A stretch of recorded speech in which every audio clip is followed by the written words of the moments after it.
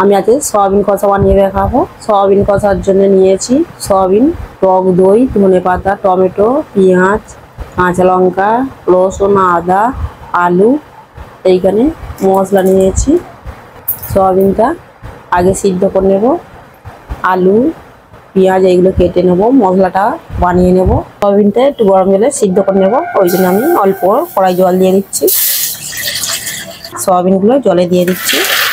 সয়াবিনটা সিদ্ধ করা হয়ে গেছে, আমি এবার নামিয়ে নেব। সয়াবিনগুলো সিদ্ধ করে ঢেলে নিয়েছি। আদা, রসুন, টক দই, টমেটো, পেঁয়াজ একসাথে পেস্ট করে নিয়েছি। অল্প করে পেস্ট আমি এই সয়াবিনের সঙ্গে মাখিয়ে নেব।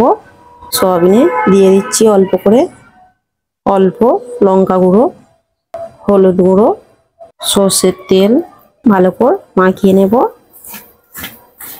মাখিয়ে নিয়েছি, তাই সর্ষের তেল দিয়ে দিচ্ছি, চিনি দিয়ে দিচ্ছি, শুকনো লঙ্কা, তেজপাতা, এলাচ, লবঙ্গ, পেঁয়াজ কুচনো।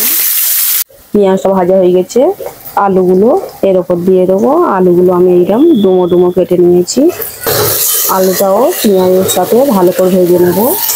আলু ভাজার সময় নুন দিয়ে দিচ্ছি, এই মশলাটা দিয়ে দিচ্ছি, হলুদ গুঁড়ো, লঙ্কা গুঁড়ো, অল্প করে জল।